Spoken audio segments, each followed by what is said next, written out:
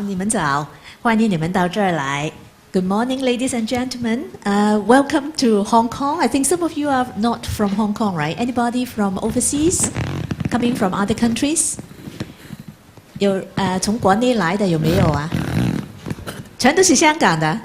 啊，非常好，咁我唔使講普通話，可以轉翻台。不過因為咧，我哋其實有即時傳譯嘅，咁如果你哋需要即時傳譯機咧，咁可以喺後面嗰度可以同我哋工作人員攞個耳機嘅。咁今日咧，我哋呢一個題目咧就叫 Voting for Hong Kong， 投香港一票，咁係一個好有趣、大家好互動嘅環節嚟嘅。咁但係一息間咧，我就轉翻去英文台。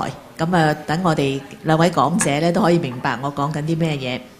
咁但係我都有好短嘅介紹啦，就係因為點解咧我哋會出呢個環節咧？因為咧喺好多近呢幾年嚟咧，香港都有好多問題啊。咁社會上高亦都覺得話香港係咪倒退啦？係咪俾上海迎頭趕上啦？香港個地位係咪不保啊？咁亦都有一啲就話而家我哋隔代亦都有一啲大家有啲摩擦啦，有啲唔同嘅意見啦。咁到底香港嘅前途係點樣呢？係咪仲好似以前咁吸引到一啲國際上高嘅精英嚟香港呢？咁所以今日呢，我哋都搶咗兩位好特別嘅精英，咁佢哋呢兩個會同我哋分享下點解佢嚟香港嘅。So I switch to the English channel now, even though we have simultaneous interpretation. So this session is a very special one because very different from the other sections. This is more personal and more behind-the-scene talk because in recent years there have been a lot of discussion about the future of Hong Kong. It seems that we are not as competitive as other cities like Shanghai or Beijing or even some second-tier cities in China. And there are some problems between generations. It seems that the younger generations and the older generations, they have different ways of thinking. And so a lot of people are saying that Hong Kong is not as competitive as before and not as attractive as before. So those people who are talented, who are innovative, they may go elsewhere instead of coming to Hong Kong. So we don't know whether this is true or not, but since you are here, so we would like to hear more from our speakers today. So here is my beautiful lady, Stephanie, from the Affordable Art Fair of Hong Kong. She's the fair director. And then this smart young guy, Cesar Harada, he is the founder of MakerBay, and he has a lot of titles, so we will discover them one by one slowly. So to begin with, I'd like to ask Stephanie to tell us more about yourself, your background, because I think some of us have heard about Affordable Art Fair, some of us maybe not. So are you directly involved in the art industry or not when you first started your career? My career has been quite diverse, actually. So I have worked in industries from selling shoes to an aluminium factory where I was doing materials testing and environmental testing to try and fund my university. So I spent all my university holidays working in a factory with a hard hat and steel cap boots. And when I left university, I left with a degree and a bit of a passion that I was going to do something different and I wasn't going to go on to sell toilet paper. I have a couple of slides, so bear with me. I think... Is that going to work? Okay. Probably to the next, yeah. I think working for Affordable Art Fair, this is really what it's about. This is the social spirit. There is a famous Victorian British artist, poet and social activist called William Morrison. And at the time he was very famous for his writing, but now you might know some of his wallpapers or his design.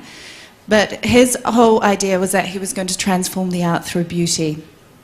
And this is the social spirit that's really behind Affordable Art Fair, that it's about making art accessible to everyone. I think a lot of people, especially in Hong Kong, are quite intimidated by the art world, and it's to prove that you don't need to be a millionaire or an art expert to own art.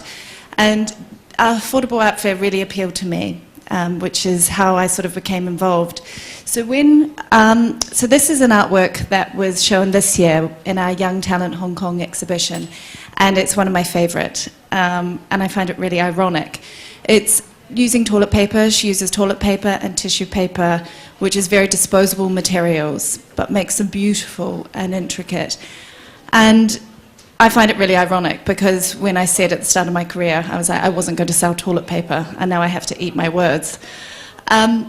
I started my first real job in pharmaceuticals as an analyst getting funding for drugs in New Zealand. That's where the accent's from. And doing, health economics, cost analysis, and looking at also marketing trends. Then I moved into marketing for cardiovascular drugs. I then travelled the world for 6 to 8 months, tried to learn French badly, and then ended up in London. And I worked for a contact lens company, launched a consumer brand into the market, and then decided to move back into pharmaceuticals to an orphan disease, which an orphan disease is a disease which only affects very few people in a population. And then after that, I used to spend my weekdays engrossed in clinical papers and marketing and sales, but I would spend my weekends roaming galleries, going to art fairs, museums, theatre as much as I could afford, and really loved culture. And I think I've always loved art and culture, and for me, I think, I've always thought it was accessible, so this was part of my ethos. Growing up in a small town in New Zealand of only 50,000 people, I grabbed any culture I could find, and anything I could see or do or perform. And I was lucky enough in my final year of school to be selected to tour the UK with the Young Shakespeare Company. So that's a bit of background about me. How did I end up at Affordable Art Fair? Not by chance. I think it was luck, and it was my life path. I think working in the commercial world, I had always sort of said somehow I will want to still be involved in the arts. And when I came to Hong Kong and I saw that Affordable Art Fair was launching here, I wrote to them and said, would you do my wedding registry? And I got an email back saying, actually, we don't have a wedding registry, but we have a gap for a marketing manager. And I was like, wow, that is my perfect job. I emailed my husband. I was like, I would work for free. And basically, this is Will Ramsey, who is the founder of Affordable Art Fair, and he interviews every person that comes into the company. We are a small company globally. There's 60 of us. And I basically infused with my delight of a job interview and basically did tell him I would work for free. So not the best negotiation tactic. But I am now really proud to be part of the Affordable Art Fair story, and I've been part of the small but passionate team that launched Affordable Art Fair in Hong Kong as marketing manager for the first 2 fairs and then as fair director this year. Oh, very good. So this is a big change, of course, in your career from a pharmaceutical company to an art fair organizer. But is that a girl's dream come true for you? I think so, yeah. I love my job, and I don't know if many people can say that. I hope most of you in this room can say that. But it's amazing, when you work in a job you love, you're willing to do the hours, you've got the power of passion, really. Yeah, passion is most important, isn't it? So, Cesar, I understand that you also have a very, very interesting background before you come to this stage. Would you let us know more about what you've done in the past? Thank you for having me. So my father is Japanese and my mother is French, but I grew up mostly in France. And my mom is a marketing director for a computer company. I mean, she has been for a long, long time. And my father is a sculptor, he's an artist. So he's a sculptor, so he carves stones and he carves wood and metal. And so I was always between the worlds of technology and the arts growing up. And I was very attracted by the arts, so I studied arts. I studied glass blowing. My first job was being a glass blower, so working in a workshop and being a craftsman, essentially. And little by little, I started to also be very interested of using the craft towards technology. And so I studied design interaction at the Royal College of Art in the UK, so which is a degree between design but also having electronics and programming within it, and looking at more like future design or how to design the future, so some sort. And progressively I started to drift from pure design or art into the world of engineering. So my first job after university was to work in a laboratory of fluid mechanics. So I worked in Southampton University, where we built machines to transform the energy of waves into electricity. So that was my very first job as a lab assistant. And I did some naval architecture project working for designing structure similar to life raft for deep sea survival in a nuclear submarine facility. And ended up working at MIT in between robotics and material science. So really going from the arts and having many exhibitions around the world and performing in dance, contemporary dance companies, to like doing paintings, installations, to being in the lab with a lab coat and like adjusting sensors on large machinery. So that was my background, and so that work led me to be born in France, to study half in France and Japan, then to do my superior study in the UK, then my first job in the south of the UK, then in Kenya, where I was a construction manager, then in the US, and after that to sail around the world, so a bit the same. So I got into an incubator called Unreasonable at Sea. It's an incubator for startups that's on a ship. So we sailed around the world, and because of the nature of my job, being interested in ocean technology, which I will explain maybe after. Okay, so you actually joined Daniel Aspin's Unreasonable Institute. Correct, yeah. Oh yeah, if some of you may remember, we invited Daniel Aspin to come to Hong Kong to kick off our opening for the Social Enterprise Summit. So he did tell us about the Unreasonable at Sea, right. And we found it very, very fascinating. So, so you were one of the incubators there? Yes, that's right. Oh, very good. So there were, basically, imagine it's a university that lives on a ship. And so it's a large ship, it's got 1,000 people. And on top of the ship, they added an incubator for startup companies. And so instead of being stuck in an office in Colorado, where they are based, we are sailing from the US through Hawaii, through Japan, China, Myanmar, Vietnam, India, South Africa, Mauritius, and Ghana, Morocco, Spain, and back to Washington, D.C. So it's basically, it was a trip around the world. And it's during that trip that I discovered Hong Kong.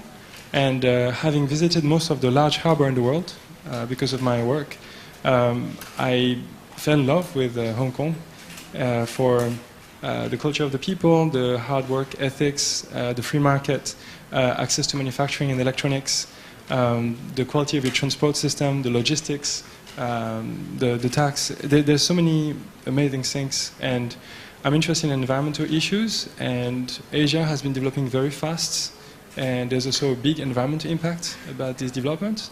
So I believe that we're in a place where you have all the technological and financial and legal tools to address these problems. So I think it's a very interesting and strategic place to be right now. So how long have you been in Hong Kong? I've been in Hong Kong for 2.5 years now. So I'm a recent transplant, I guess. Okay, oh, very fascinating story, because it seems that you have changed courses ever since you are 18? For me, it seems very fluid. Like if you look at the different things I've done, like it sounds like it's very eclectic, but for me, there's no real difference between art and science. Maybe as for you, there's not so much difference between arts and business, and it's kind of an integral experience of people buying art, which is more affordable. For me, it's more.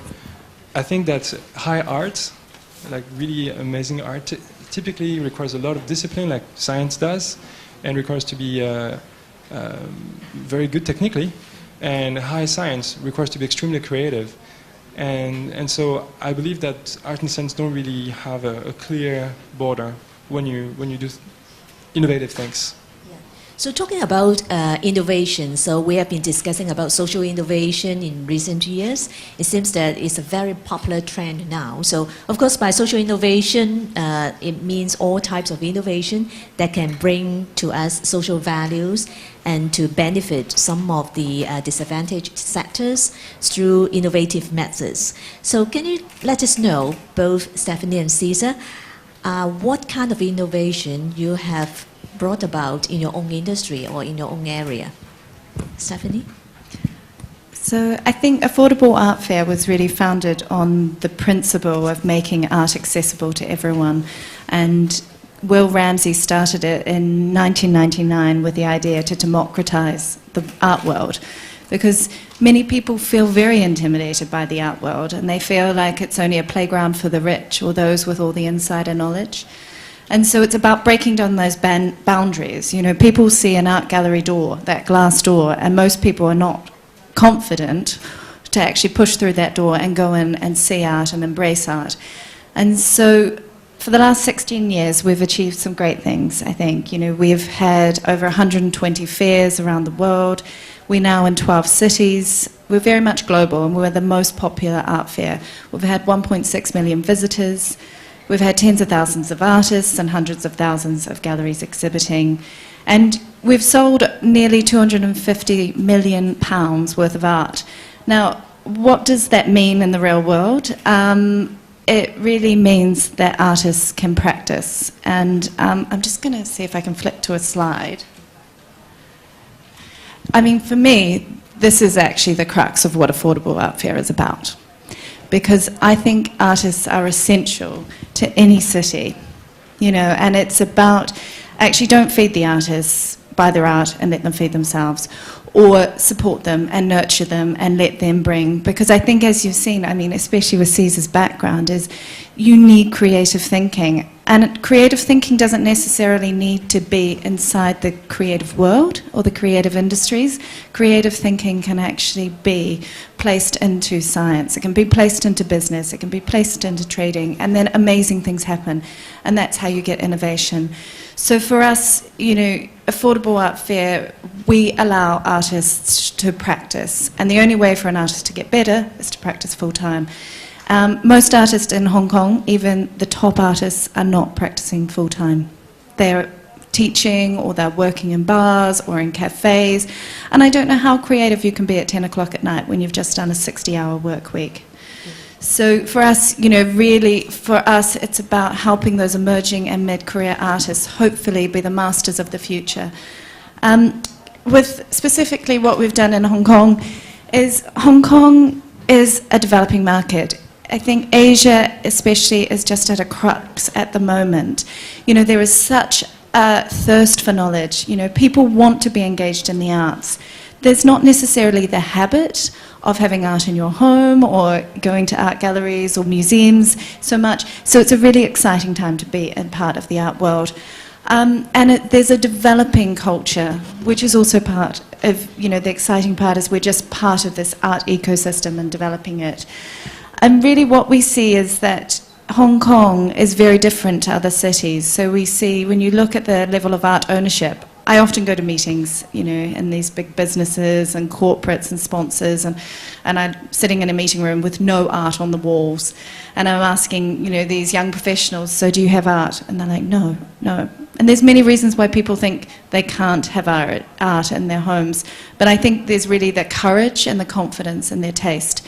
So our job in Affordable Art Fair is we're just one small part of the art ecosystem, is to really help develop this, you know, collecting culture, but also a key part is art education. So we in Hong Kong have been around for the last 3 years, and you know, we've been actually overwhelmed by the success.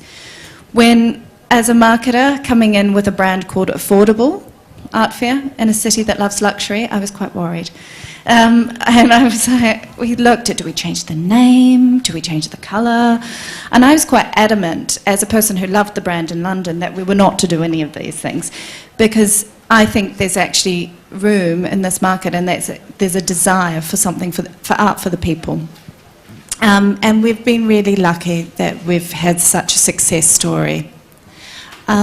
And one of the reasons I think we've been so successful is we as an art fair are really a platform for young artists. So we showcase the best secondary school students' art with our Sovereign Secondary Schools Prize. We also showcase established Hong Kong artists in our charity stand for the Hong Kong Foundation. And probably our most successful platform is our Young Talent Hong Kong, where we have seen artists that are just out of university or maybe in their first 5 to 10 years, which is a really key phase for an artist, come and showcase their work. They've gained gallery representation. Their works have been picked up by young collectors or famous collectors in Hong Kong, and we've seen their work increase in value, which means that some of these artists are actually able to practice at least part-time. So we've got a number of success stories with some of the artists. We've seen over 30 artists come through our Young Talent program. And, you know, one of my jobs is really pushing media and pushing PR for this group. And, you know, we've had over 400 articles on the fair, and nearly half of them will mention our Young Talent. And it gives this opportunity for these artists to have a voice and to get exposure. And one of our success stories is Vanessa Wong, which is the anatomical shoe. And with my history, I loved this work. And her whole idea behind it is talking about the consumerism, especially in Hong Kong, and the marketing to women, because, you know, and the use of our bodies and consumerism is so linked with everything. And what I loved about it was the ideas, but also the technique. You know, she's using bright watercolours on this, and we've seen her as an artist. She's a young mother, get picked up by a gallery. Her works have now, you know, they're increasing in value. She's able to have a career, and this was her dream, to actually be an artist. And most of her friends are saying to her, you know, that it's too hard to be an artist, and she's able to try and be an artist. You've told us a very popular phenomenon in Hong Kong, because quite a lot of young people, they're interested in arts, whether it be performing arts or fine arts. Yeah. However, and then the parents are glad to, you know, let them be trained up in painting, in dancing, in music, everything. But when they tell their parents, Mom or Dad, I'd like to be a musician, I'd like to be a painter, I'd like to be a dancer, normally the parents will say no. Yeah. You must work as a professional, earn a decent living, because you can't survive as an artist.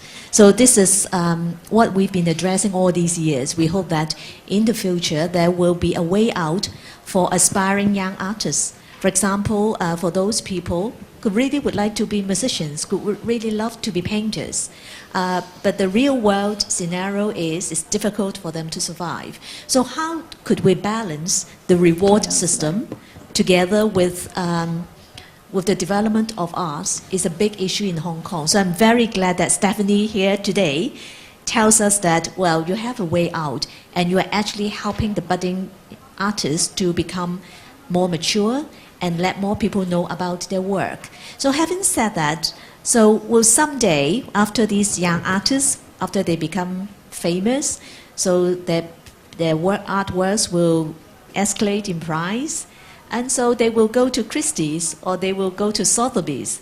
So how do you see this happening after you've been here around for, say, 5 years more? The role of the artist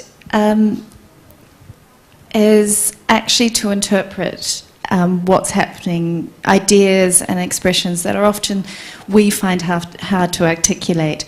So the art ecosystem is, you know, it's just so multi-layered, and Christie's is only one part of it. You know, when people talk about the art world in Hong Kong, all you hear about is the auction results and these high prices, and actually only about 40 or 50 artists worldwide actually make up those auction results. And you think about tens of thousands of artists that are out there creating.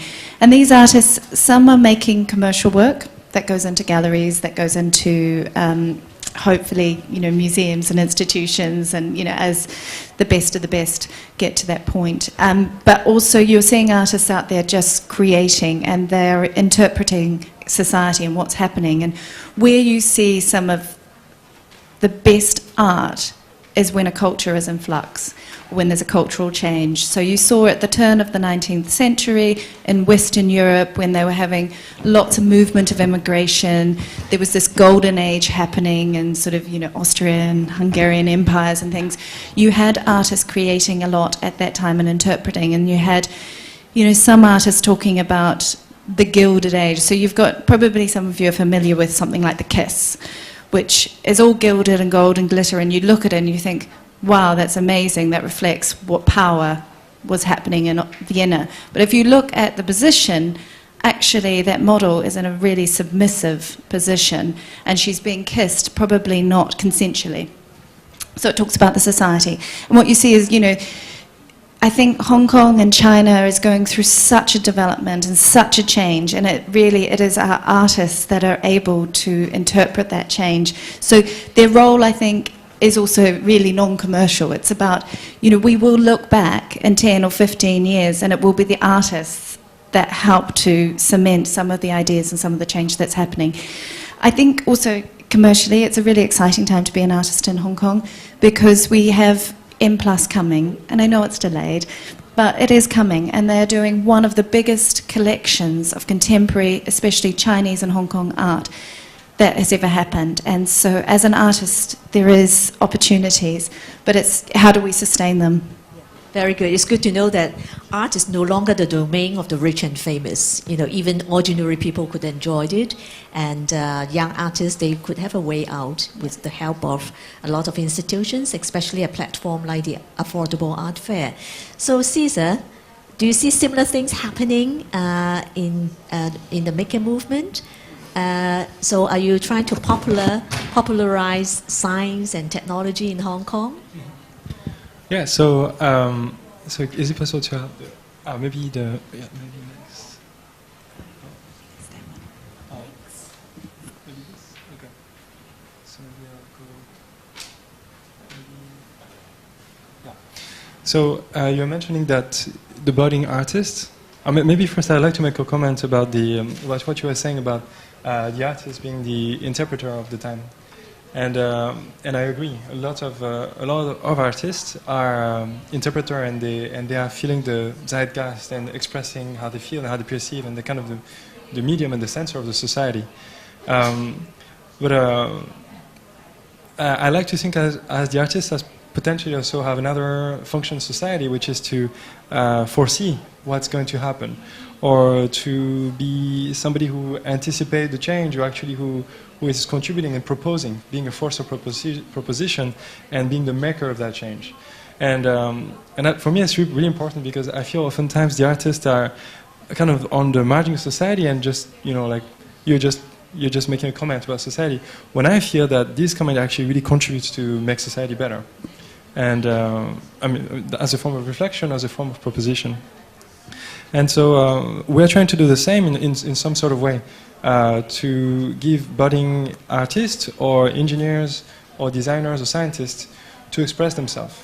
And I believe that the artistic contribution, as much as technical contribution, as much as business contribution, are all of very important significance if we want to make the society move forward. So actually these are the type of population we're looking at. Actually, if you think about it, in Hong Kong every year you have about 200 architects that will be graduated. You have a few thousand engineers, you have a few thousand scientists that will be graduating, thousands of artists. And they cannot work in a small apartment. They cannot work in a co-working space because they can't make dust, they can't make noise or smell. So they have nowhere to go, essentially. And like you said, their family would tell them, yeah, why don't you get a real job and be a professional? And that's not fair, because they have learned knowledge that's vital to society. That you use a very good word, real job, because many parents, they don't regard scientists or artists as a profession. Right. But these professions are actually very high risk, because when you're making a scientific discovery that's a real breakthrough, when you make it, it's got no financial value. When you create an artwork, it's got no defined financial value. So an artist or scientist or anybody that does something creative is by definition somebody who has to have a lot of discipline, somebody who has to also be extremely self-motivated, and it takes the extra risk of creating work that costs a lot of money and that has no commercial value. So I think these people are actually pushing society to move forward in a way that nobody actually anticipated. So we need to create a space for these people. So the innovation, your question that was that what is the innovation that we're bringing, is that we are making a space for these people. So, and we're not making it really for them, we're actually making it together. I think the image of the artist or the inventor are actually quite similar. We often think of somebody in a workshop or in a garage and they're by themselves, torture, like thinking about the state of the world and my personal torment. But actually, this process is social. They have to create the art and they have to sell it to be able to sustain. The inventors, the scientists have to bring their invention to the world to actually sustain it. So they need a space, so we're creating the space with them. So we got this industrial space. So it's in Yau Tong, right? Yes. Yeah, just on Kowloon side. So it's a co-working and co-inventing space. Correct. So it's, I guess Hong Kong in last years have become very familiar with the co-working space idea. So if you're a professional, you can maybe work on your computer mostly and with paper, so you can go in a co-working space. But if you're a chemist, you need a chemical set. If you are an engineer, probably need the metalworks and woodworks and electronics and chemistry. And so that's what we are providing. So we transform. So what we did is instead of saying this is the way to do it, we actually asked the community, these are the different layouts, we can think about how would you like to have it. And so that's the space we have now. So it's a facility of 6,500 square feet. And in my dream, it's a bit like the affordable art fair, but year-long. It's a place that year-long people can come and create stuff. And so you have woodwork, metalwork, composite material, chemistry, optics, textile. So anybody that does anything creative can come, and they can come just for a day, just for a very affordable price, or they can get a membership, or even they can start their own company. And so we dreamed that this space is a place where you have people from an artist background, or design background, or engineering background, scientific background, and that really becomes a place of high creativity at low cost. Yeah. And so that's the kind of space and innovation that we hope to bring to the city. Very good, because in Hong Kong, I think we are very often constrained by the education system, by the curriculum, and also by the examination system. So our students tend to be professional-driven, career-driven. So now you're talking about something like an ideal space where we could create, we could experiment, we could do anything, we could produce prototypes, even at a young age. But how do you find this different from the other co-making space that you had? Because you told us that you've been to Kenya, yes, to Africa, to start a co-making space. That's right. So how do you find Hong Kong different from Africa or from other countries that you have stayed in? Well, the first of all is, I think there's a very, very different energy. When you are in Nairobi in Kenya, where I was working, I was building the first incubator of mobile technology. So we are transforming similar industrial building into a place where creators, designers, and engineers are developing the apps to help farmers or the next e-payments gate. But when you're in Africa, people don't have the tools, but they are very resource constrained, but using their creativity in a very, very big way. And when you're in Hong Kong, it can easily become the opposite, in a sense that there is so much resource here that people forget that they have this creativity in them. So the kids in Hong Kong, they become so obsessed about technology and high-margin jobs and fast return investment that they forget that they have all this resource in them, all this creativity. And they get obsessed with creativity and they forget that the greatest invention comes from the simplest tool and the simple observation from nature. And so what is different is that in Africa, when people invent something, is to get out of poverty, for example, or is to provide a basic service that already exists in here. Whereas when you are in an already very overly developed society, then we have the luxury to actually create things which are more about the experience of beauty, about social bound. So we are kind of exploring different things. But that's true and not true. I think like what you're saying, like when there are very strong tensions in society, That's also one of the most creative and interesting art comes about. And we are the first makerspace for social and environmental impact, the first in the world. And the reason why we're doing this is because also Hong Kong, although it's a very rich city, also has a lot of poor people. Actually, it's one of the highest discrepancy in the world. You have the richest people and very, very, very poor people as well. So we are, and it's also a city that's also developing very quickly, so you have a big environmental impact as well. So I will try to go quickly through some example. So what kind of environmental impact we're looking at? So there was an oil spill. There's an oil spill, for example, in Lamma Island. It was 2 years ago. Sorry, that's plastic pollution. So maybe you know in Hong Kong there's a lot of plastic pollution. We have a group of students that are developing plastic sensors. So develop robotic platform to send in the sea and to sense the plastic pollution in the sea. So that's what you see in the robot. We put this as an open source technology online. We have a group of the students that worked on an oil spill that happened in Lamma Island and more recently in Bangladesh. So they looked at how the oil pollution is affecting the water, and you have oil tankers all the time in Hong Kong. So you will have again oil spills in Hong Kong. And so we'll develop a spectrometer for sensing oil. Again, it's with kids. So we develop a sensor that's about $100 that can allow us to find the oil in the water and to find a spectrum out of the polluted water. We develop a radioactivity sensor that we deploy in Fukushima to measure radioactivity in the ocean. So that's the Fukushima earthquake, the nuclear power plant that exploded. And we've been to Fukushima with the sensor we built in MakerBay to measure it. So these are the environmental technology we develop in-house. The social impact, for example, we work with local refugees. So you have thousands and thousands of refugees in Hong Kong. They're not allowed to work. They're not allowed to volunteer. They're only allowed to survive, and they're given just enough money by the government just to survive. And so, if they have no money and a lot of time, then if they're not given any opportunity to be creative and do something of their hands and their mind, they end up doing bad things. So, giving them a platform to express themselves. So, we're working with the young kids. This kid was applying for engineering school, and he developed a platform for aging people, for old people in Hong Kong, to transform the low-cost wheelchair into an electric vehicle.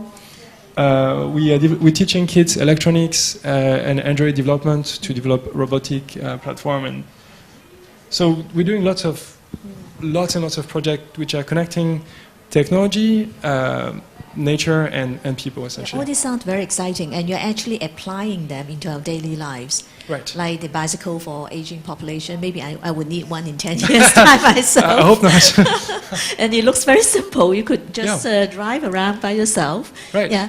So going back about social innovation, how do you think could Hong Kong influence other nearby cities, like in China or Taiwan or even Indonesia, Philippines? I think that Hong Kong is really lucky about the sheer density of people and the diversity of people that we have here. And just the simple fact that I don't need a visa to arrive here, it just gives the opportunity to bring pretty much anybody and any type of tools and equipment to build extraordinary things. And I think also there's Hong Kong is advanced in the sense that there's a rising concern about social issues and environmental issues. China too, but I think in Hong Kong more and more people are worried about the environment and social issues. You can see there's a multiplication of social enterprise and environmental non-profits and just simple actions. People just decide to take initiative and go and clean the beach or help poor people. So I think Hong Kong is in a great place to be this place of freedom and experimentation. Many people often say that Shenzhen, the border town just next to Hong Kong, Shenzhen and Hong Kong are twin cities. So actually for some of the scientists, they would opt for residing in Shenzhen because everything is cheaper there and they have bigger places for them to experiment and a bigger Chinese market waiting for them too. So have you ever thought of Shenzhen, or your first thought is only Hong Kong? How about Stephanie? I think from an art fair perspective, we are just part of an art ecosystem, but an important part is actually bringing in the galleries. And what Hong Kong does offer is ease of business. There's no tax. So it's very easy to get artwork in and out, shipping, it is a key port. And there is a market here as well, so there is already a developed art market. I think looking in China, which we're looking to expand within Asia. We launched in Seoul this year in September, but there is quite big tax issues getting art in and out of mainland China, so it does become quite complicated. Yeah. I think one beauty about Hong Kong is it's a free port. Yeah. Ever since many years ago, so there's less restrictions on the movement of goods.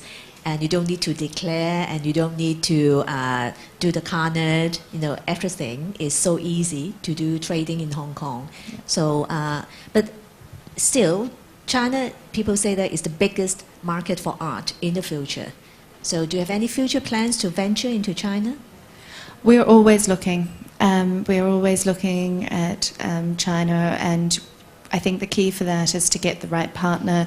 It is, for us, Affordable Art Fair, a big thing for us is art education, and it's offering free art education to help that developing collecting culture, that art knowledge, that insight. There's been some great examples of art fairs launching. There's Photo Shanghai, which Art Week in Shanghai with West Bund is developing that scene. There's developing art fairs in China, in Beijing, and I think within maybe 5 to 10 years, I hope we are there. And how about Cesar? Do you have any plans to venture into China or other Chinese cities? So, love China, but I think, so like you're saying, actually, sometimes people think that Shenzhen is more innovative, and a lot of people would prefer to be there because it's cheaper. And actually, it's true. Actually, there's a lot more. If you go to the Shenzhen Maker Fair, it's probably like 20 times bigger than the Hong Kong Maker Fair. It's really different. Oh, is there a fair in Shenzhen called Maker Fair? There's a Maker Fair called in Shenzhen, yeah. All right. Are you going to organize one in Hong Kong? So there is one in Hong Kong coming next month, actually. It's going to be at PolyU. We'll participate. We have a small booth there, and we hope to be participating and contributing more even in the next few years. But what's happening in China is the same as what happened in America. Is that at some point the Chinese government and the premier went to one of the big makerspace in Shanghai, and when he visited the space, he realized that innovation is the next big thing for China. If you think about developed society, it goes through pretty much all society go through the same stage of development.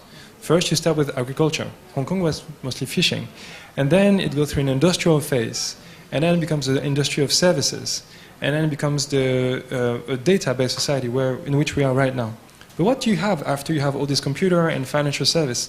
The next stage of society is a creative society, and I believe that the ultimate stage is a wisdom society. So actually the Hong Kong government itself, in its government paper since 2012, said that the economic future of Hong Kong is going to depend mostly on the development of the innovation industry, so mostly technology, and the second is the creative industry. And I think a makerspace is exactly at this intersection of the creative industry and technology, is how to use technology creatively. However, China has been pushing this in a much faster and much more. So I think if Hong Kong wants to stay competitive, it needs to take more risks and invest in the companies, the kind of companies that we are producing, because I think these are going to be the most critical. They are the highest risks, and there will be a lot of loss, and that's how how the startup world works. We have to have a lot of ideas, and many of them won't work. But I really believe that Hong Kong is fiercely entrepreneurial and creative, so that's why I'm so excited to be here. Very good. So do you plan to collaborate with the government or with other educational institutes or even corporations to make all this happen? Sure. So just before we started sitting here, I just saw there was somebody from the Science and Technology Park. Of course. Maria, please show your Maria face. Lam. Where are you? Yes, Maria's at the back here. So, for example, we hope to be kind of the lower barrier of entry. So, for example, if you want to have an office in Science and Technology Park, you need to apply and you need to be accepted by the government. You need to be of certain quality and have have already maybe a company registered, and there are some conditions so the government can make sure that you're a legit company. But we want to be the lowest bar of entry. We want everybody to have access to tools, to have access to creativity. We work with kids from age 5 to age 16, and they make extraordinary things.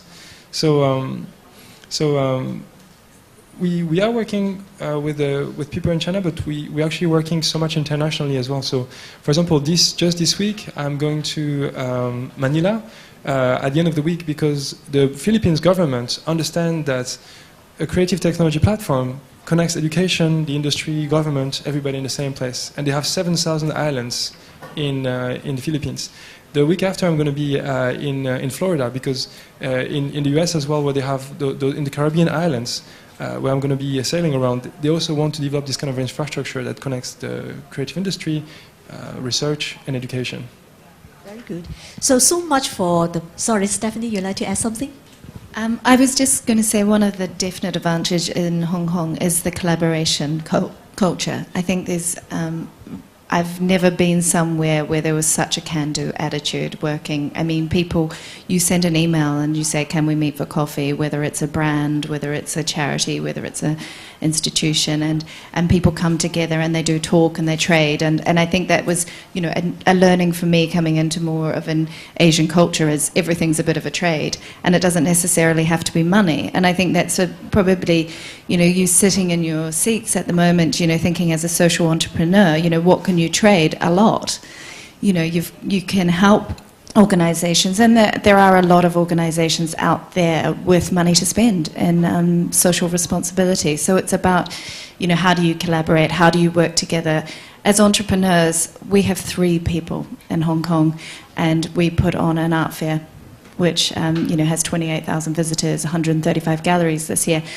And you can't do it alone. It's all about inspiring people to work with you and to motivate you, and, you know, tapping into your networks and getting those meetings in the diary, you know, using people that you know. But yeah, there's definitely a collaborative culture here that people can sort of jump on. Yeah, it is growing. So Hong Kong is small, but it's good about being small, so people can meet each other very easily. You can be here in 10 minutes, and then you could be in Causeway Bay in another 10 minutes. So this is one thing about Hong Kong. Even though we're small, we're efficient, and as you said, we're entrepreneurial. But I think the most important is we need to bring the collaboration culture into different sectors of the society so we could work together. So much about passion, so much about your social innovation. So let us know more about some of the challenges or pains that you have met in Hong Kong. I think not everything is rosy. Is there anything that you'd like to tell us about that make you feel so uncomfortable, or you really like to get rid of it? Well, this is a closed door. We don't have any reporters here. So just say anything that comes to your mind. Honestly, it's costs, and more costs. And that's at really different levels. So as a personal level, it's the cost of living here with children, international schooling, rent, groceries, and everything like that. So it's, you know, how do you live working in your passion? The second thing is, you know, really it's the cost for artists, and I think the cost of space, and which is why MakerBay is so exciting, and that actually gives... I work in a collaborative co-working space, which is for social enterprise called The Hive, and also for entrepreneur startups. And it's been great being there for 3 years, because I have seen, you know, businesses grow up, some businesses have failed, some businesses have moved on, and some businesses are completely morphed. And what that gave me was the flexibility and low risk that I could pay like a monthly rental every month, not knowing if, you know, the fair in the first year was actually going to work and was going to survive. So I didn't have to commit long term, but I've been there 3 years. And I think artists, you know, so it's artist space, you know, artists making a living. We've talked about, you know, the only way to become a better artist is to practice more and think more and to give yourself some time. So I think it's that cost of living and the cost of nurturing, and you know, it's also the cost for our galleries. 80% of our galleries are international galleries, so it's the cost of shipping to Hong Kong. And so I think that is a big issue. Is that going to change? I don't know. I think there's been a lot of press lately in the creative world with the British Design Medal duo that came out with a warning to the British government saying, unless you do something, you're going to lose, about rising costs, you're going to lose your creative city status.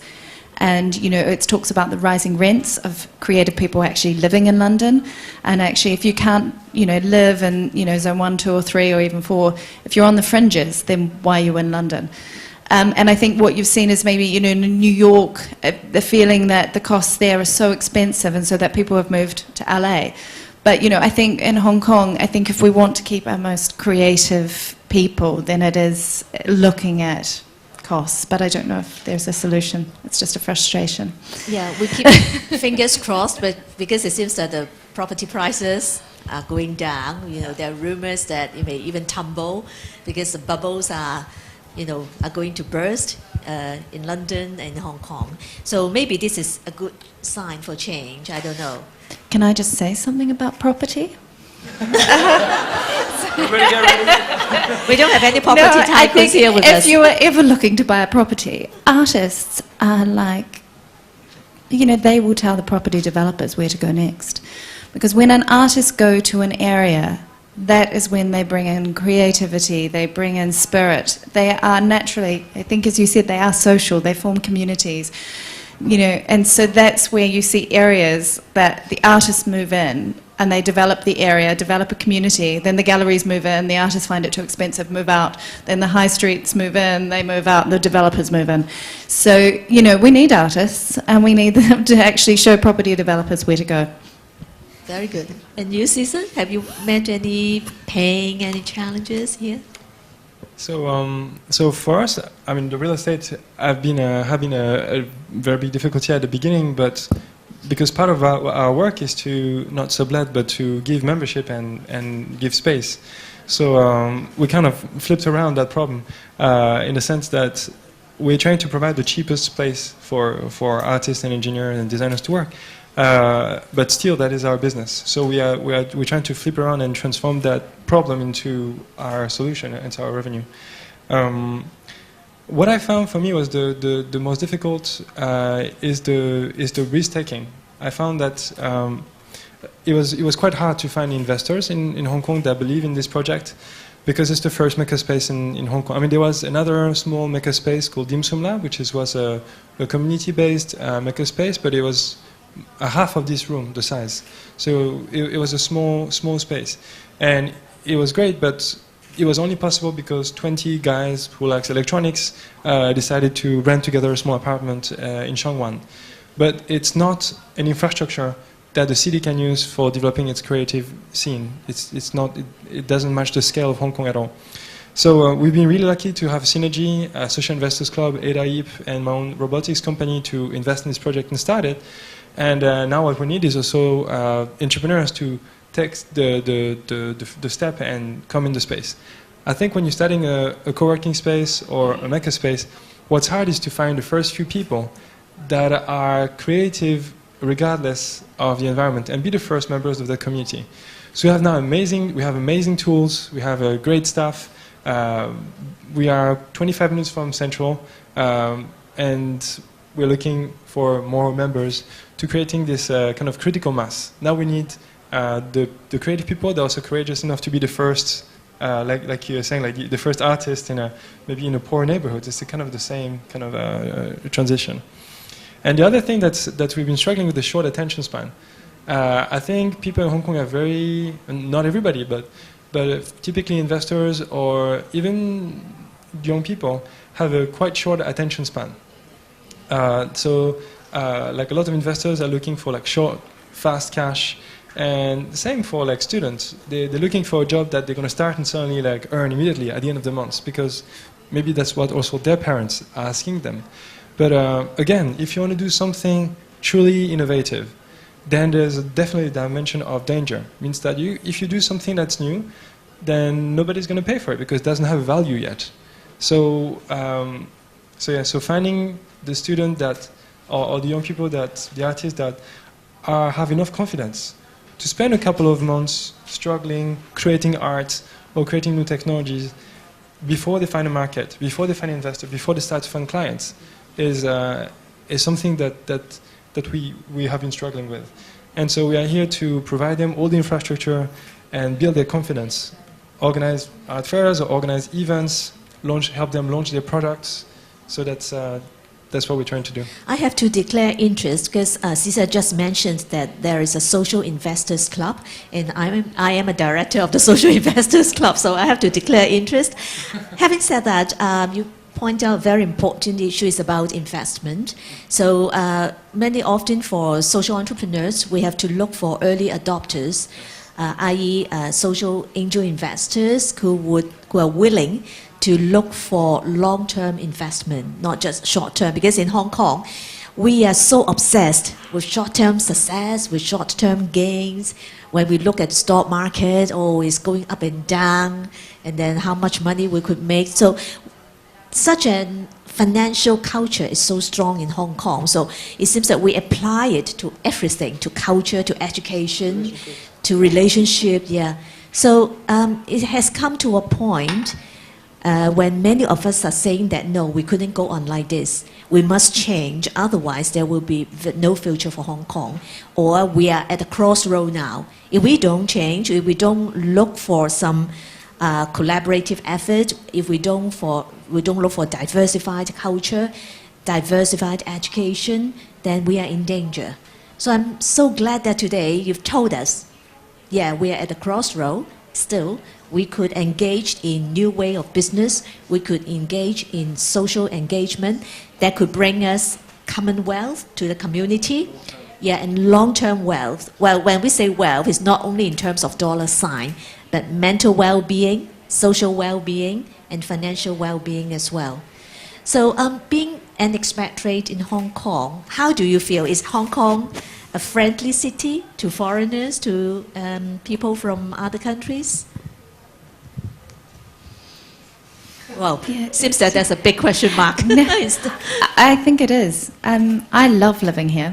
I find it exhilarating, especially working here. And it can also be exhausting at times because, as I said, it's very efficient, so there's not a lot of downtime. I've lived in a number of countries, New Zealand, UK, France, Singapore, Hong Kong, and people say, how do you describe Hong Kong? And it's a bit like Shrek, it's an onion. You know, it's a bit gritty on the outside at times, but you peel it away and there are so many layers and you discover more and more all the time.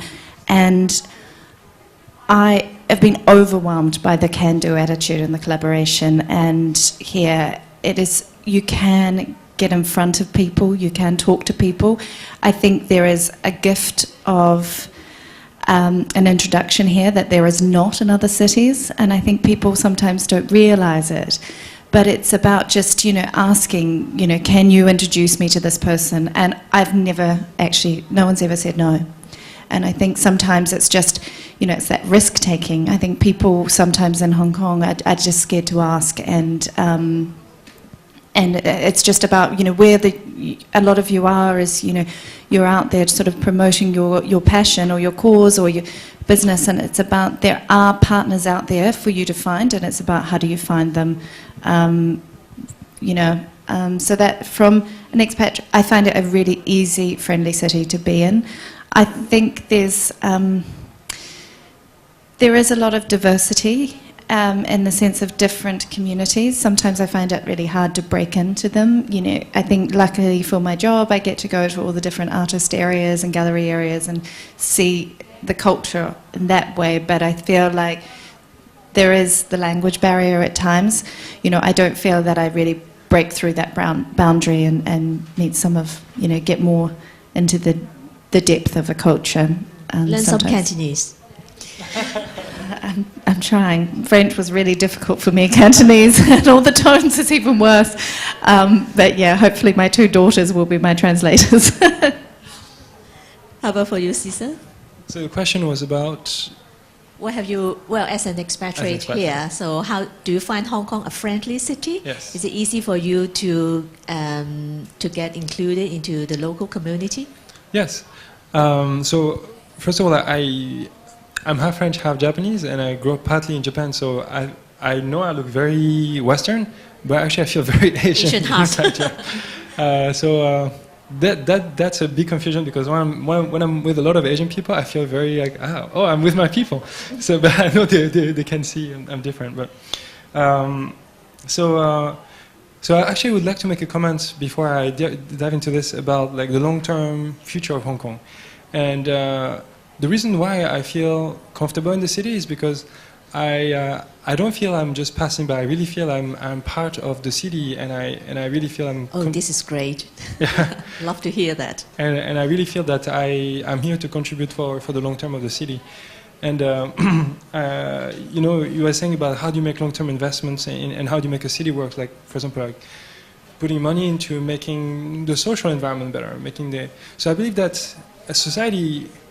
I have a very organistic kind of perspective of society, but if you don't have an environment that works, if nature is dead in Hong Kong, then the city is going to be impossible to live.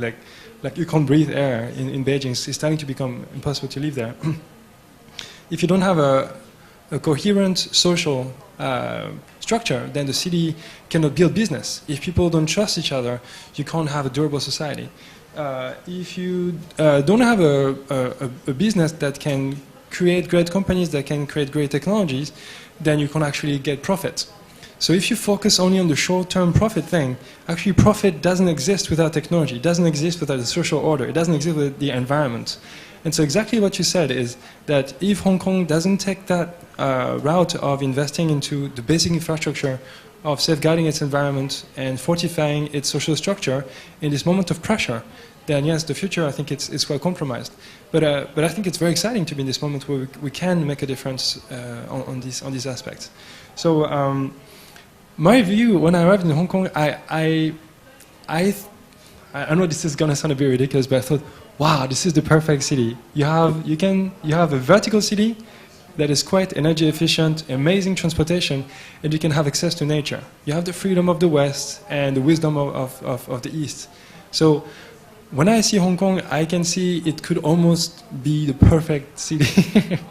and I think it's doing pretty well in this aspect, especially about this aspect of creating a real society of wisdom. I can't think of any other city that could be a better place to create this society of wisdom. So after, saying agriculture industry, service data, creativity, and wisdom, I think it's one of the best places in the world to invent this future society that is good for environment and good for people with technology. Very good. I would suggest the Hong Kong Tourist Association to invite you as an ambassador of Hong Kong instead of paying millions of dollars to Jackie Chan. So, well, as the American President Abraham Lincoln said, he said, the best way to predict the future is to create it. So, can you let us know more about your plan in Hong Kong? What are you going to do? Are you going to stay here for the next 3 to 5 years? If yes, any future plans? We're definitely here for the mid to long term, probably 5 years. And I think from my perspective, from Affordable Art Fair, I would love to see an evolving art ecosystem. We've seen so much change over the last 10 years. We've seen galleries go from maybe a handful to nearly 100. We've seen, artists, really pushing the boundaries and developing. We're seeing, obviously the auction houses move in. We'll see the opening of M+, and we'll see, the renovation of other government institutions. But really great is that we're seeing all of these grassroots art organisations start sort of bubbling away, and that is where you get the creativity, because that's where, when artists start working together and collaborate. I would love to see one of our young talent Hong Kong artists actually be picked up by M+. I think that would be a real That's very exciting, yeah. Yeah. So we have a young talent exhibition in Singapore, the art fair, and one of the artists there is now in SAM, which is the Singapore Art Museum. I would love to see people in Hong Kong actually have the courage to own art and believe that they have the right to own art and the confidence in their taste, that it's their story. And I would like, you know, from a personal perspective, I'd love to see some action on pollution and people, you know, sort of embracing their environment. It is, you know, when you look at the young artists, especially the young artists at secondary students and the young talent, a lot of the themes that are coming out are the themes of city and boundary and frustration. Digital. One of the most striking artworks was by one of the secondary students who had this hand with the fingers morphed into an iPhone. So I think it's that whole idea of like we are so interconnected that this is who we are. And I think there is a danger, and you talk about short attention spans, we are such a digital community, and I think that does become, you know, you do get suddenly short attention spans when you're going from every social media and you stop and you forget to connect with people. And I think they talk about when, you know, babies are developing, that if a baby is not given love, which is like eye contact with their mothers and fathers, and they're not making that physical connection, they actually die. No matter if you feed them, if you give them food and sleep and everything else, they need that physical contact. And I think as a society, you know, I think that's something we can look at. And there's also that talk about consumerism, those themes, and, you know, consumerism, you know, impacts pollution and things. So I'd love to see the future was changing with some of those. Yeah, I look forward to that as well. And for you, Cesar? So, yeah, totally agree with all you say. So, I think I had a slide about this. I'm going to try to find it. No, actually I don't. Do I have a slide about this? And by the way, because Cesar has an important meeting, so he has to leave around 10:30. So if the audience got any question for Cesar, please get hold of the next 10 to 15 minutes so that you could ask him questions directly before he leaves at 10:30. Yeah, please continue. I'm super sorry. We got a lease for MakerBay for numbers of years. I intend to stay here for a long time. To answer your question at the beginning. And the changes I hope to see is actually that Hong Kong upgrades in a lot of the industries that it actually already has. Now I remember, I have the slide. It's the very first one. Okay. It's this one. So Hong Kong actually used to be extremely industrial. So you used to have metal factory, you used to have a lot of textile, in the 60s, in the 60s, 50s, yeah. 60s and 70s. It's not so long ago. The building in which we are used to be 10 years ago, still was a steel factory. And so I hope to see that all the industry doesn't disappear from Hong Kong, but they are upgraded. So, for example, a metal factory, it's very easy to refit a metal factory and to upgrade it for a robotics company, for example. Or a textile factory to be transformed into a wearable technology factory. Or places that used to assemble appliances to be transformed into IoT, Internet of Things.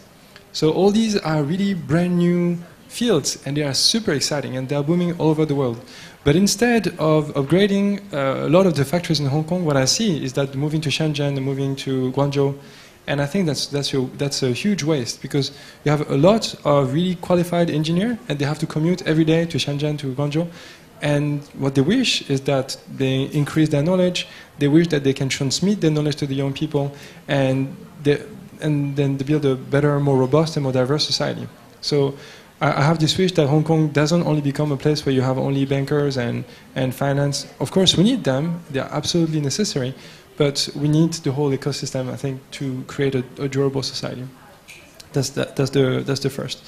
The second is, I was mentioning that Asia has developed very, very quickly, and Hong Kong has this very lucky position of being right at the center are more than half of the world population. More than half of the world population lives in a circle that is less than 5 hours flight from Hong Kong. So you have this giant population that's growing, and Vietnam, Thailand, Philippines, all these countries are exploding right now, and the economies are booming. And so Hong Kong, instead of just being a port where they ship the containers in and out, I think has much more to offer and radiate. So the type of technology or creative industry that we can develop here, I think, can radiate actually across Asia. I think Hong Kong, they see that the GDP doesn't grow as quickly as China and probably less fast than other places. So in Hong Kong we could feel, we are losing speed compared to others, but we are developing something that is actually beyond economic value, and we need to identify this as our new strength. So this new culture, this new technology, this new know-how is what we need to export, and we need to feel confident about that. And so I'm interested in social and environmental impact. So what I hope is that we develop technologies or services which have environmental and social impact, and we can export these to all these countries which are developing, to the Philippines, because I can think of so many things like that could be exported. Like, for example, the MTR. Imagine if other cities in Asia had a transport system that was as efficient. Imagine if other cities has a logistic tool that were as efficient. So I think there are many things that Hong Kong can be proud of and can export. So that's what I hope to see Hong Kong radiate. Very good. So we'd like to open the floor to the audience, because so that Cesar can stay with us for the next 15 minutes.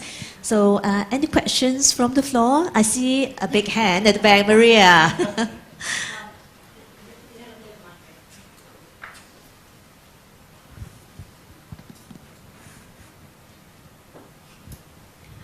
Thank you, Rebecca. This morning is really wonderful to hear about Cesar and Stephanie speaking about in terms of the cross-section of art and science, because from Science Park we're exactly trying to do that, because a lot of innovations requires the creativity, the really stretching our minds and thinking of new ways of doing things. I would just like to echo in terms of what Cesar mentioned just now. Hong Kong really need diversification. We cannot just be focusing on just the banking sector or the property developers, etc. So what we're trying to do at Science Park, we have been trying to groom innovators, inventors, and incubate young entrepreneurs to do exactly that, innovation for good. Whatever we want them to, try to encourage them to create inventions that will create social impact for the community and benefit the elderly, the young children, and those who are in need. So that's why we're very happy that recently SCMP just had the Spirit of Hong Kong Award, where the winner of the Innovation for Good is from the Science Park Innovators. But back to your point, Cesar, in terms of we need space, also from Stephanie, we need space for people to come up with creativity. That is what we are trying to do right now at Science Park, and InnoCenter, actually that place is for the artists, for the designers. And we would encourage anybody who is interested in that perspective to come to the park and join us, and we can definitely have some ideas that we can work with Cesar. But one question I have is, in Hong Kong, as you said, the culture itself from the education system right now is sort of like what we call force feeding the kids to do tests. As we've been listening to the newspaper for the past week. Yeah, the TSA. How do we encourage kids, young people, to really think out of the box and be creative and try to stretch their minds and do something that's mind-boggling? Cesar, would you like to give us some hints on that? Yeah. So before I came to Hong Kong, I've been working in different universities, and I've been only teaching actually at master's level. The day after I graduated from master's, I started teaching in master's, and I've been really lucky to be in very excellent academic environment like MIT or Royal College of Art, and so those places are extraordinary because they allow a lot of entropy, a lot of chaos, and what's beautiful about this kind of environment is that it's about research. It's not about the teacher is just going to download their brain into the kids' brain. Because, well, for one, I think myself being a teacher, I think it's a waste of my time. Two, trying to put what I know into another child's mind when all the things that I could learn is mostly available on Wikipedia. So there's no point in me spending my time trying to just like force feed them knowledge that's available to them. So I focus on actually being curious and cultivating the spirit of curiosity in a student. So I don't tell them what's the outcome because I have no idea. When we start a class, I have no idea what we're going to be producing. And that's the reason. And typically I'm trying to teach things that I don't know about. And I think there's a general like lack of confidence of teacher. They think that, oh, they're only going to teach things that they know. No, the teacher should share their ignorance. Now all the knowledge is available.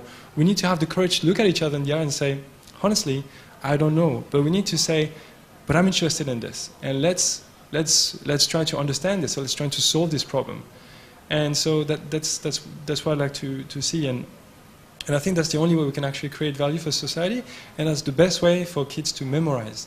If you force feed them multiplication table, if they have a calculator just next to them, what's the point? They could just take the calculator and just calculate it. But if there is a function for this calculation, making business, why do you can use a calculator to make business, or you can say, for example, measure the number of plastic pieces you have in the sea, so you can understand what's the effect on the fishes, and that has the direct impact on your own health. These are things that start to matter. That matters for the environment. That matters about people. So that's what I'm trying to articulate in our course. We do a lot of citizen science. So we look at problems and we use science to solve it, but it's just a tool. Yeah, so that's how we think about education. Very good. I remember many years ago when I was at university, I had to take up the statistics course. So we have to memorize the formula, everything, do the calculation. And then after the examination, I didn't remember how I passed it. Anyway, I got a pass. I didn't know how I do it. And then the professor just told us, well, now we have come to the end of the course. You don't need to memorize all these formulas because you could just press the button on the computer and then it will calculate everything for you. And we'll say, oh, what a waste. We spent so many weeks just memorizing the formulas and doing the calculation. And at the end, you told me that, everything is in the computer. But anyway, this is how technology could help us. And I think you make a very valid point is teachers, they should admit that they are not gods. They don't know everything. But whereas in Hong Kong, our education and our culture tend to tell the students that, well, if you want to be number one, then you have to agree with your teacher. And then if she says or he says this is correct, then it should be correct. That's how we think, how we've been thinking in the past. So how to change it is a big question here in Hong Kong. So I'm sorry, but I forgot the most important point I was trying to make is that actually, for example, like all the jobs in, say, IT, so all the finance and insurance, all these jobs that actually make most of Hong Kong jobs, actually 20 years ago, they did not exist. So the people who were in school all these years, they didn't study much that prepared them for the job. They had to learn as they were doing it. So I think the responsibility of the teacher is not to prepare the kids for a specific job or trying to give them the best grade. I think they need to teach them to be risk-taking, to learn, to be self-reliant and inventive. Because the most high-value jobs are the jobs that we are going to invent. So there's no point in trying to learn to do exactly one job that exists right now, because by the time you finish your studies, your knowledge or the language you've learned has become already obsolete. It's only by creating new things that you're creating value for yourself and for the world. How about Stephanie? Anything you'd like to add for the art education side? I think probably I'll add something more as a mother. I think looking at learning through play, really. I think the World Health Organization came out last year or the year before saying Hong Kong children have the least time playing. And less than an hour a day. And I think that is an issue. I think that creates stress within children that is unnecessary at such a young age. They're being sent home with homework, and the amount, and it's rote learning. homework. It's not how to learn to be curious, it's being how to learn the times table, how to learn. And I know, kind of, unsuccessfully as a mother, that, you know, the Chinese, to learn to write in Chinese is incredibly difficult because I can't help on that bit. And, you know, there is a lot of necessary to rote learn, but I think it's, you know, how do you prepare your children for the future in a way that they are happy and healthy, and that they can learn through play, and they can learn to be curious, and they can learn to think outside the box. So I think it begins really at that early childhood. But is the tiger mother culture going to change? Possibly not immediately. I think from, you know, art education, it is investing in education, and I think one thing the city does is it has such a, you know, well-regarded education system. But I think there is also a really interesting exhibition at the moment, I haven't had a chance to see it, at Parasite, which is one of our great grassroots institutions, called A Luxury We Can't Afford. And these are the words of Lee Kuan Yew when he founded Singapore in 1960s, and he was talking about poetry and the arts. And I think, you know, there is a danger of thinking that art and culture and things like that are a luxury, and they're not. You know, that is what really pushes society forward, and I think Cesar had a really good point at the start. Our artists do interpret our times, but they will also be the, you know, the prodigals. They'll be talking about the future, and they'll be the ones out there creating it. Any other questions from the floor? I've seen 2 hands in the middle. Did somebody put up his or her hand? Oh, okay. Yeah. Thank you for sharing your insights with us. Very different. One is artistic, one is also creative in different ways. I've seen a lot of points and focuses on youth, kids, young artists. I'm not young, you guys can see. I'm over 50, so I'm so glad you have a senior citizen prize, which is I cannot reach yet. With the Asian populations, have you ever tapped this market who maybe have early retirement, who are very inquisitive, who lost opportunities to recreate and reinvent themselves in both aspects of arts and reinvent? You mentioned we have spaces that the industry has moved to China. Those were properly managed by people who are not below 30. They might have an influence on the space, but if they don't know how they can be able to connect and support young artists, I just hope that there'll be a space for people like me, who's not yet senior, but definitely not youth. Thank you.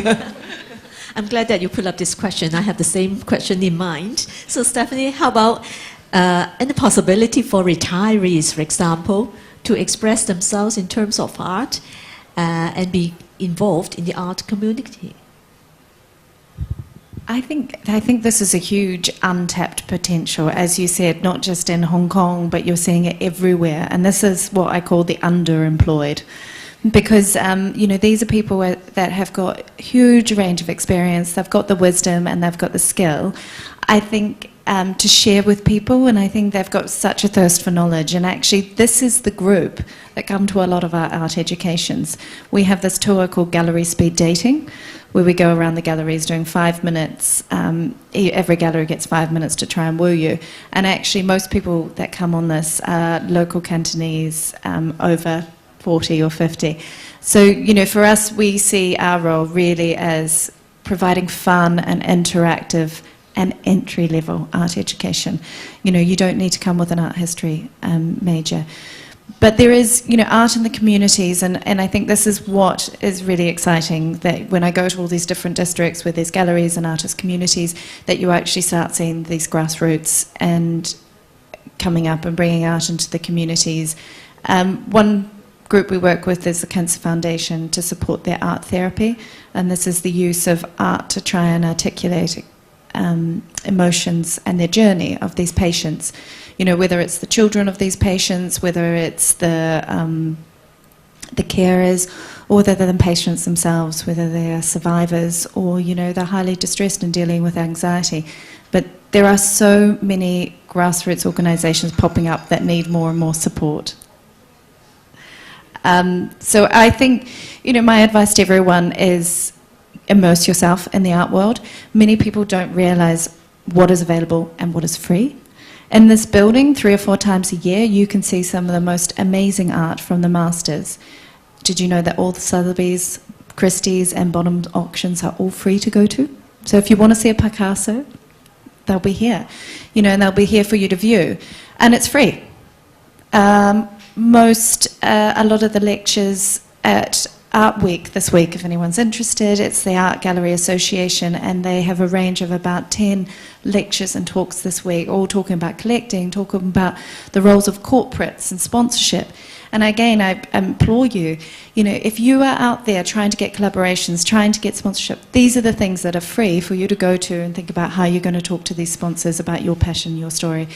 And, you know, I think one of the things that frustrates me in Hong Kong is people think they don't have the right to art, and that they don't necessarily go to the art galleries. They don't go to the events that are put on for free. They, you know, so I think immerse yourself in the art world and go to everything you possibly can. Thank you, Stephanie. So, Cesar, please make the best use of your last 5 minutes here with us. So, same problem. So, for example, if we want to reach out to the young population, it's very easy for us to just take the yellow pages and we look at the schools and then we just connect with them. But when we want to reach out to the not senior, but the recently retired, middle age or retirees, we don't really know where to go. So actually, it's a question I would like to ask you: is how can we find you? Well, this is difficult because as of now, we don't have a platform. So again, I have to declare interest because I have formed an NGO called the Golden Age Foundation. Exactly, we would like to fill in this vacuum because in Hong Kong, we know that we are entering the aging society. The government couldn't do too much, and people are talking about it, but very, very little has been done to address this issue. So the main purpose of the Golden Age Foundation is to advocate an active and productive life for retirees and for seniors. And we would also like to develop the Golden Age economy because there are a lot of business and other opportunities among the retirees. For example, in Japan, they already have a gym, a special chain of gyms that is targeted at retirees.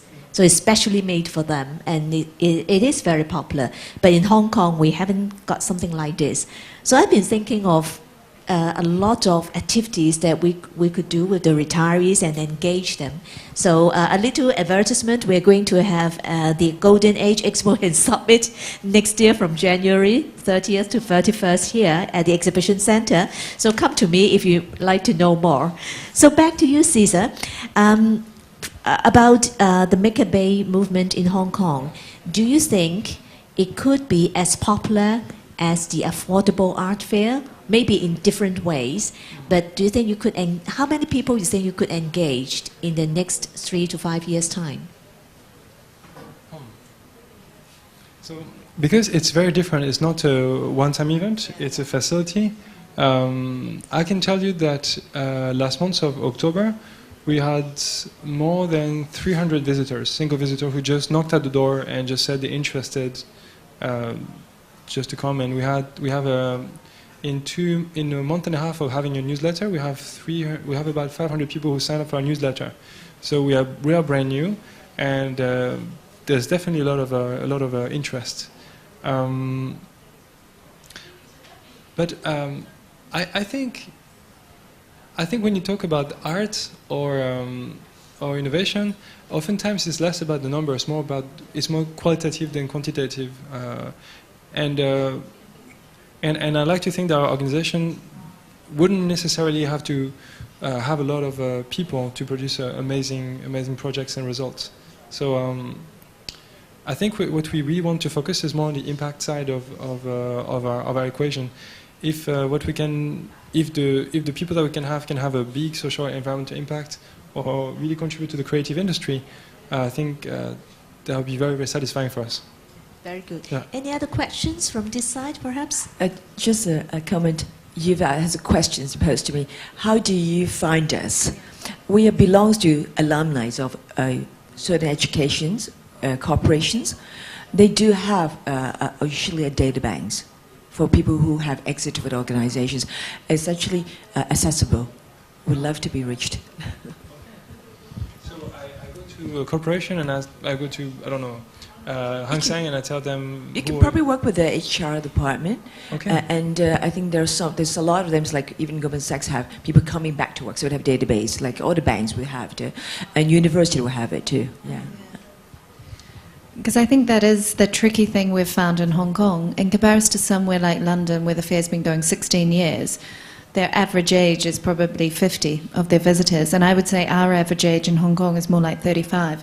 And it is about, it's easy to tap into that digitally connected young population, but actually that population don't necessarily have Facebook or social media and everything. So for us, it is a learning. So thank you. And also probably hire part-time who is that age group, because we could walk into places we all see only 20s. Then we think we don't belong there. So we walked out. It's just like they come to bars with all of us, and they were walked out too. Yeah, some corporations and organizations are beginning to engage retirees who will work as volunteers or part-time, because I'm sure they will have a lot of experience that they could share with the organizations that they are working for. And also there's a phenomenon what we call as reverse mentoring. It means that the retirees or the aged people could learn from the younger generation. For example, we are not technology savvy. We don't know much about how to operate, how to coordinate our work on the internet, etc. So maybe at MakerBay, you could have some program for the retirees to come and learn about the new technologies. And they could, at the same time, share some of their experiences with the young workers working there. It's just a thought, but I think it's a worthwhile program to pursue. Please think about it, and so that I could join. Yeah. Yes. Thank you for coming, Cesar. Yeah. Thank you.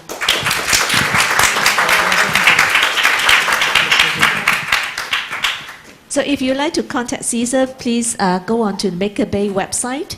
Have a good day, Cesar. Yeah. Thank you for sharing. For leaving early. Please enjoy the panel. Thank you.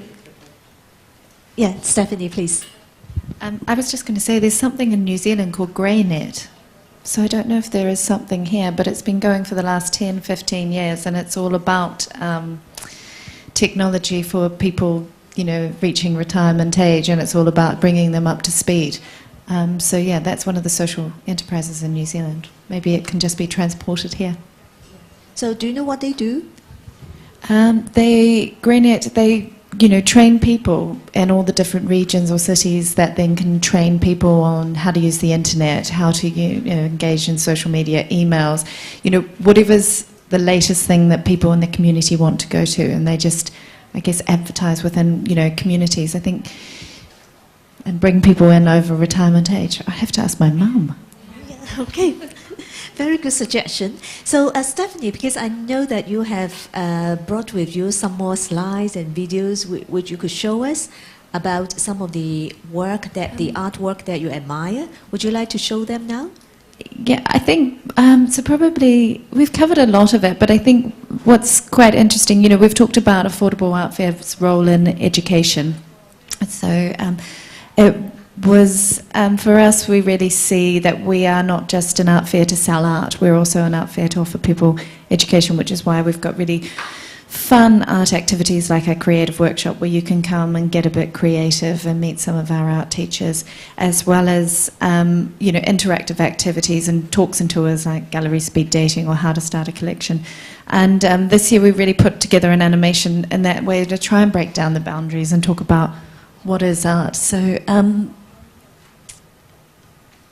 would you like to show the yeah, first one? Or maybe like art appreciation is a good one to just talk about. It's really...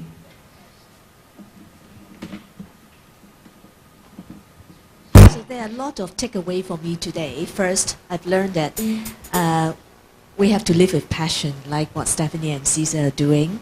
When we say passion, it doesn't mean that you look for the dollar sign only, but then you have to make use of your passion and to make use of your strength in making your life rich and beautiful and meaningful to other people as well as to yourself. To help you find love in the art world, here are a few tips to make the most of your art shopping experience. A. Ask questions. Ask about the artist's story, inspiration, and how the artwork was made. R. Respond. How does the artwork make you feel? And what do you see within the artwork that you connect with? T. Trust. Trust your instincts. An artwork is something that will capture your heart. At Affordable Art Fair, we create fun, welcoming and inspiring art fairs to help people fall in love with art and thousands of artworks to find a happy home. Come and fall in love with art.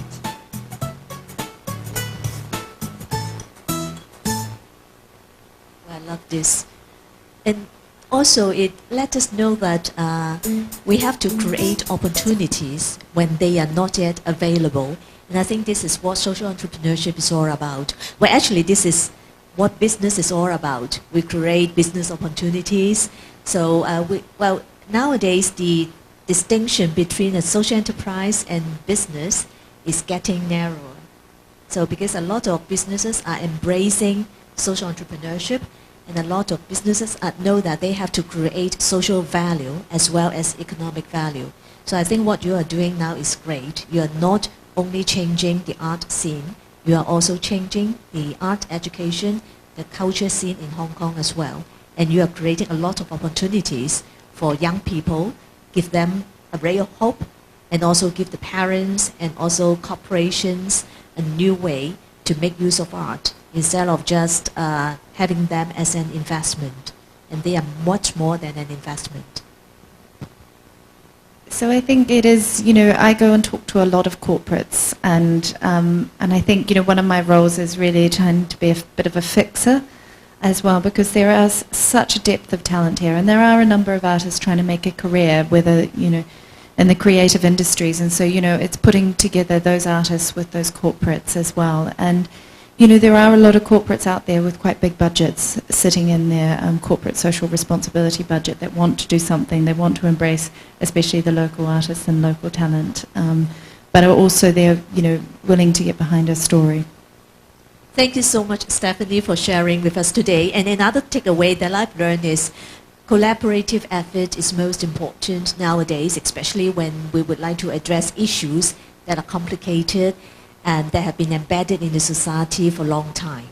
And then I think through this summit, throughout yesterday, and then all the activities that we have conducted since July, from July until now, we've seen a lot of collaboration between different parties already, especially we are involving a lot of commercial organizations who come to appreciate the ideal of social entrepreneurship. And many other people, for example, from universities, from education side, from NGOs, and even from the government, they hope to work together so that we could create a better tomorrow for Hong Kong. So thank you so much for your sharing, Stephanie, and thank you so much for joining us today. So we hope that you will make full use of your stay here at the summit and take away as much as possible, and then pay back as much as possible through your own work and your own creation. Thank you very much. And last but not least, we would like to present a souvenir to Stephanie. I see that Jane is here. Jane, would you like to join us on stage?